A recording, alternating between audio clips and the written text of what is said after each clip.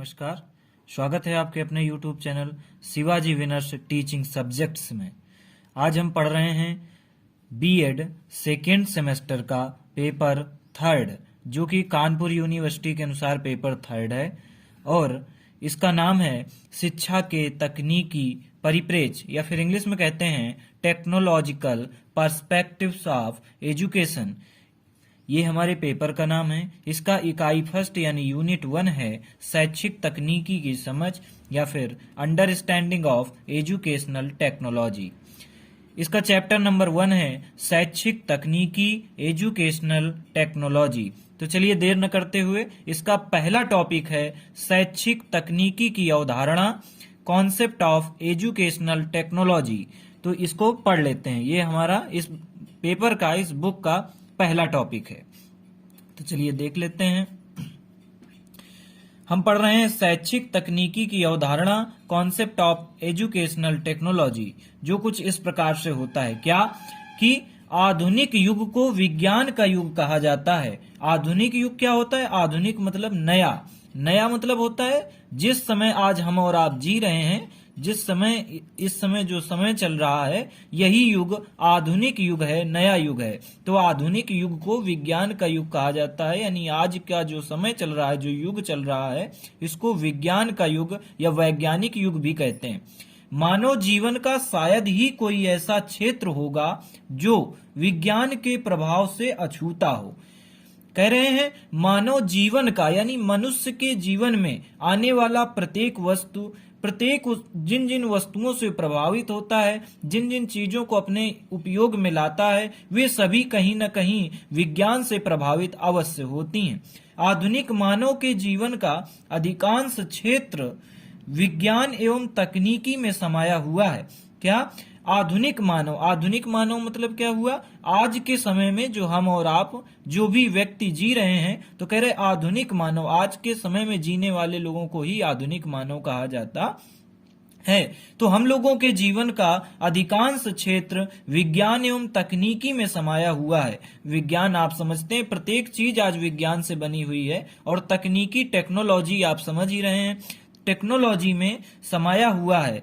तो फिर शिक्षा इसके प्रभाव से कैसे मुक्त रह सकती है? कह रहे हैं कि मनुष्य के जीवन में आने वाला प्रत्येक वस्तु, प्रत्येक चीज अगर टेक्नोलॉजी और विज्ञान से संबंधित है, यानी प्रत्येक चीज में आपको टेक्नोलॉजी और विज्ञान अवश्य प्राप्त होगी। तो अगर हर चीज प्रभावित है तकनीकी और विज्ञान से, तो शिक्षा जो कि एक मनुष्य के जीवन का सबसे अहम चीज होती है, वो इसके प्रभाव से, किसके? विज्ञान एवं तकनीकी के प्रभाव से वंचित कैसे रह सकती है? तो क्या प्रभाव पड़ता है शिक्षा पर तकनीकी और विज्ञान का, ये आगे हम पढ़ेंगे। क्या लिखा है? यद्यपि शिक्षा तकनीकी की चर्चा की जाए, यानी कि शिक्षा तकनीकी की, एजुकेशनल टेक्नोलॉजी की चर्चा की जाए, तो शिक्षा की औपचारिक विधियों एवं तकनीकें प्राचीन युग से ही विद्यमान हैं।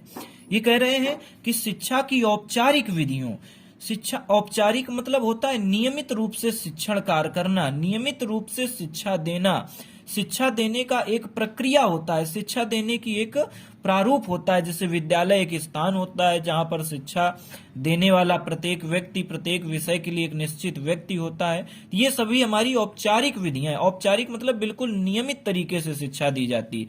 तो कह रहे शिक्षा की औपचारिक विधियों एवं तकनीकें प्राचीन युग से ही विद्यमान है।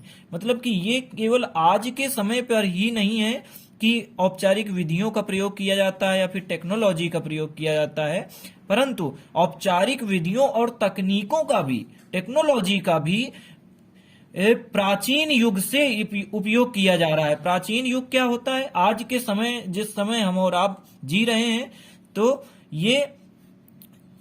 ये हो गया हमारा आधुनिक युग। और इससे पहले जो था वो था मध्य युग, और मध्य युग से भी जो पहले था वो था प्राचीन युग। यानी प्राचीन युग और आज के युग के बीच को मध्य युग कहते हैं, और जो सबसे पहले था वो था प्राचीन युग। तो कह रहे प्राचीन युग में भी औपचारिक विधियां होती थी शिक्षा देने की, और तकनीकों के साथ शिक्षा दी जाती थी। परंतु उस समय शैक्षिक तकनीकियों का इतना अधिक प्रभाव नहीं था, परंतु उस समय शैक्षिक तकनीकी उस समय भी थी, कब? प्राचीन काल में, लेकिन तब इतना प्रभाव नहीं था, कितना? जितना आज के समय पर है, जितना वर्तमान युग का है। वर्तमान मतलब अभी, आप समझते हैं। मध्ययुगीन शिक्षक अपने छात्रों को केवल मौखिक व्याख्यान देते थे। अभी अभी हमने क्या जाना कि प्राचीन समय में तकनीकी एवं विज्ञान का उपयोग हुआ करता था, परंतु उतनी मात्रा में नहीं होता था जितना आधुनिक युग में होता है। अब हम मध्ययुगीन शिक्षकों की बात कर रहे हैं, यानी मध्य युग में प्राचीन युग और आज के आधुनिक युग के बीच वाला युग जो समय था उसको कहते हैं मध्ययुगीन शिक्षक, यानी मध्य युग में शिक्षण कार्य करने वाले लोग। मध्ययुगीन शिक्षक मध्य युग में जो शिक्षक होते थे, जो ज्ञान देते थे, तो मध्ययुगीन शिक्षक अपने छात्रों को केवल मौखिक व्याख्यान देते थे, यानी कि जो मध्य युग में जो शिक्षक थे वे अपने छात्रों को केवल मौखिक व्याख्यान देते थे, यानी मुख से व्याख्यान कर देते थे किसी टॉपिक का और बच्चे समझ लेते थे, और यही उनकी सर्वोत्तम अनुदेशात्मक विधि थी।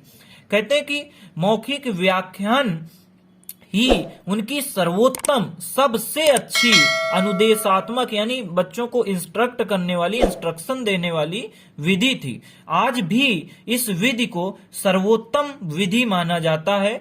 कौन सी विधि को? मौखिक व्याख्यान वाली विधि को आज के आधुनिक समय में भी सर्वोत्तम विधि माना जाता है, यानी सबसे अच्छी विधि आज भी मौखिक व्याख्यान को ही मानी जाती है। तथा कक्षा में इसका उपयोग किया जाता है। किसका? मौखिक व्याख्यान का। आज भी अध्यापक जब कक्षा में पढ़ाता है तो मुख के द्वारा टॉपिकों को, जो भी टॉपिक होता है, जो भी चैप्टर होता है, उसको व्याख्यान करता है, उसको समझाता है, उसको सरल शब्दों में बताता है। यही होता है मौखिक व्याख्यान। यानी आज भी मौखिक व्याख्यान का उपयोग किया जाता है, जिसे प्रभावी शिक्षण भी कहते हैं। किसे प्रभावी शिक्षण कहते हैं? जो मौखिक व्याख्यान के द्वारा बच्चों को समझाया जाए, पढ़ाया जाए, उसे प्रभावी शिक्षण कहते हैं। प्राचीन शिक्षा बालक के मानसिक विकास पर बल देती थी। प्राचीन शिक्षा, प्राचीन का मतलब अभी अभी हमने समझा कि जो पुरानी चीज है वो प्राचीन है। ऐसे ही प्राचीन शिक्षा, पहले के समय जो शिक्षा होती थी वो बच्चे के मानसिक विकास पर बल देती थी। उस शिक्षा का उद्देश्य ये होता था कि बच्चे का मानसिक विकास हो सके, जिसके अनुसार केवल ज्ञानार्जन को ही शिक्षा का एकमात्र उद्देश्य माना जाता था। और प्राचीन शिक्षा बालक के मानसिक विकास पर बल देती थी, यानी चाहती थी कि बच्चे का मानसिक विकास हो जाए। और कहते थे शिक्षा का उद्देश्य क्या है? तो उस समय की शिक्षा का एकमात्र उद्देश्य होता था ज्ञानार्जन करना, यानी ज्ञान को अपने अंदर समाहित करना, ज्ञान का अर्जन करना, यानी ज्ञान को कमा लेना। अर्जन का मतलब होता है कमाना, यानी ज्ञान हम अपने अंदर ग्रहण कर लें, इसी को ज्ञानार्जन कहते हैं। तो प्राचीन समय का यही उद्देश्य था, मात्र ज्ञानार्जन का। ये आगे बढ़ते हैं। परंतु आधुनिक शिक्षा शास्त्री बालक की प्रकृति का अध्ययन करते हुए मानसिक विकास के साथ साथ उसके शारीरिक, सामाजिक एवं आध्यात्मिक विकास पर भी बल देते हैं। करे आधुनिक शिक्षा शास्त्री, आधुनिक मतलब आज के समय के जो शिक्षा शास्त्री हैं, जो शिक्षा शास्त्री यानी जो ये बात का उद्देश्य निश्चित करते हैं कि आज बच्चे को किस प्रकार से अध्ययन कराना चाहिए और किस प्रकार से उस अध्ययन से क्या क्या उसका विकास होना चाहिए। तो आज के शिक्षा शास्त्री कहते हैं बालक की प्रकृति का अध्ययन करते हुए। प्रकृति का मतलब बालक के नेचर को समझ करके, शिक्षक का कार्य है बालक के नेचर यानी प्रकृति को समझ करके, उसका प्रकृति का अध्ययन करके मानसिक विकास के साथ साथ, बच्चे का मानसिक विकास तो करना ही करना है, उसके साथ साथ उसके शारीरिक यानी उसके शारीरिक विकास पर भी ध्यान देना है। सामाजिक एवं आध्यात्मिक विकास पर भी बल देना है। आज के शिक्षा शास्त्री कहते हैं कि पहले बच्चे की प्रकृति और नेचर को समझना है, उसके बाद उसके मानसिक विकास का मानसिक विकास तो करना ही करना है, यानी मन का, मस्तिष्क का विकास तो करना है, उसके साथ साथ में शारीरिक विकास पर भी ध्यान देना है, सामाजिक एवं आध्यात्मिक विकास पर भी ध्यान देना है। सामाजिक विकास का मतलब है कि बच्चा बोलने चालने का ढंग समझे, लोगों के साथ बैठने का, कैसे उनसे बात करनी है, तो इस प्रकार से ये भी आज के आधुनिक समय में शिक्षा का ये भी सामाजिक एवं आध्यात्मिक विकास पर भी बल देते हैं। इस दृष्टि से आधुनिक शिक्षा यानी आज की शिक्षा का उद्देश्य क्या है? तकनीकी शिक्षा के माध्यम से, तकनीकी यानी कि टेक्नोलॉजी शिक्षा के माध्यम से। आज टेक्नोलॉजी के माध्यम से हम शिक्षित हो सकते हैं। हमारे पास मोबाइल, लैपटॉप, कंप्यूटर वगैरह है जिनके माध्यम से हम शिक्षा ग्रहण करते हैं। तो ये टेक्नोलॉजी तकनीकी शिक्षा के ही मदद से, तो कहते हैं तकनीकी शिक्षा के माध्यम से बालक के व्यक्तित्व का सर्वांगीण विकास, बालक के व्यक्तित्व यानी पर्सनालिटी, हम कहते हैं ना पर्सनालिटी बड़ी अट्रैक्टिव है, यानी उसका व्यक्तित्व हमको अपनी तरफ आकर्षित करता है। तो कह रहे बालक के व्यक्तित्व का सर्वांगीण विकास तथा उसमें सामाजिक कुशलता के गुणों का विकास करना है। आधुनिक समय में शिक्षा का उद्देश्य बालक की पर्सनालिटी डेवलपमेंट है, यानी व्यक्तित्व का विकास, और उसमें सामाजिक कुशलता यानी समाज में रहने की कुशलता भी सिखाना आवश्यक है।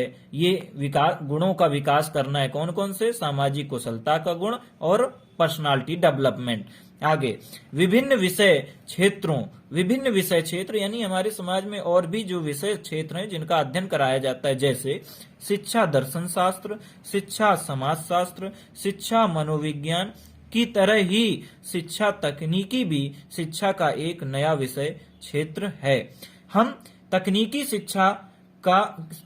शिक्षा की अवधारणा पढ़ रहे थे। उसमें हमको तकनीकी शिक्षा प्राचीन काल में कैसी थी और मध्य काल में कैसी थी और आज के समय पर उसका किस प्रकार से प्रभाव है। अवधारणा का मतलब होता है संकल्पना, उसी के बारे में बात की। और हमने एक नया विषय जो हमको पढ़ने को मिला तकनीकी शिक्षा, उसकी विशेषता के बारे में चर्चा की। यही है आधुनिक शिक्षा की अवधारणा। इसके आगे वाले अगले वीडियो में हम पढ़ेंगे नया टॉपिक जिसको कहते हैं शिक्षा का अर्थ एवं परिभाषाएं। धन्यवाद।